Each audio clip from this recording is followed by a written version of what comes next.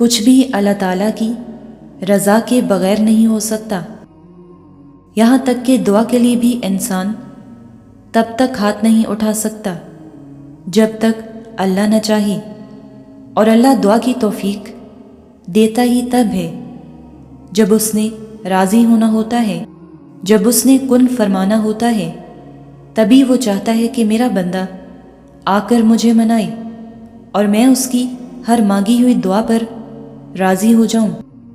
اور اس سے بڑی خوش قسمتی اور کیا ہو سکتی ہے کہ وہ خود ہمارا انتخاب کرتا ہے، ورنہ ہمارے ارد گرد کتنے ہی ایسے لوگ ہیں جو مایوس ہو کر دعا مانگنا ہی چھوڑ دیتے ہیں۔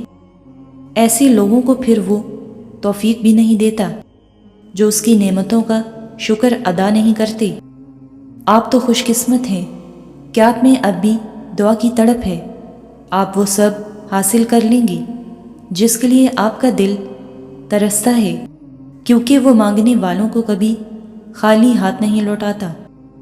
دعا کی قبولیت آواز کی بلندی نہیں بلکہ دل کی تڑپ کا تقاضا کرتی ہے، کیونکہ دعا صرف الفاظ کا مجموعہ نہیں، روح کی طلب اور کیفیت کا نام ہے۔ اللہ تعالیٰ سے ہمیشہ مانگتے رہا کریں، کیونکہ ممکن اور ناممکن تو صرف انسان کی سوچ میں ہے، اللہ تعالیٰ کے لیے تو کچھ بھی ناممکن نہیں۔ دعائیں کتنی ہی بے ترتیب کیوں نہ ہوں، لیکن چیزوں کو اپنی جگہ پر واپس لے آتی ہیں۔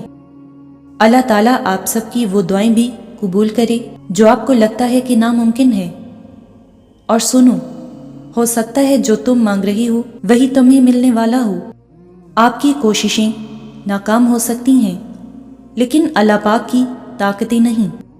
مقدر دعاؤں کا پابند ہے، دعائیں مقدر کی پابند نہیں۔ تب بھی مانگو جب قبولیت کی کوئی بھی وجہ باقی نہ رہی۔ صرف اللہ تعالیٰ ہی تو ہے جو دکھی دل کی خاموش صدائیں سنتا ہے، تو پھر توکل کے ساتھ اس کے سامنے جھولی پھیلائے رکھو، کیونکہ یقین رکھنے والوں کے لیے یقین کے معجزے ہیں۔ آپ کو بنانے والا آپ کی ضروریات سے کیسے بے خبر ہو سکتا ہے؟ آپ کی کہانی کا مصنف اللہ تعالیٰ ہے، اور اس سے بہترین مصنف اور کون ہو سکتا ہے؟ اور یاد رکھو کہ ایمان والے سب سے زیادہ آزمائے جاتے ہیں۔ اس آزمائش کے بعد آپ ان دعاؤں کا بھی قبول ہونا دیکھو گے جنہیں آپ بلا چکے ہو، اور اپنی دعاؤں کا سلسلہ جاری رکھو، کبھی رکنے نہ دو۔ اللہ تعالیٰ جب توفیق دے رہا ہے تو بس دعائیں مانگتے رہو، اپنی دعاؤں کی طاقت کو کبھی کم مت سمجھنا۔ اس سفر دعا کو تب تک چلا کے رکھنا جب تک اللہ تعالیٰ کن نہ فرما دے، اور مجھے یقین ہے کہ میرا رب کن فرمائے گا اور میری بکھری ہوئی زندگی لمحوں میں سنور جائے گی۔ حضرت موسیٰ علیہ السلام غرق نہیں ہوئے، حالانکہ وہ اپنی کمزوری کی انتہا پر تھے، اور فرعون غرق ہو گیا حالانکہ وہ اپنی طاقت کی انتہا پر تھا۔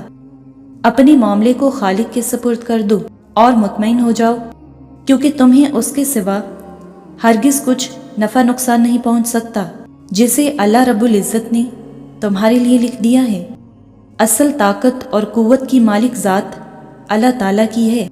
انسان کے ساتھ معاملہ اس کے ایمان، یقین اور توکل کی بنیاد پر ہوتا ہے۔ ظاہری کمزوری مسئلہ نہیں کرتی، مسئلہ ایمان کی کمزوری سے ہوتا ہے۔ اللہ رب العزت پر کامل یقین انسان کو بڑی سے بڑی مشکل سے نجات دلا سکتا ہے۔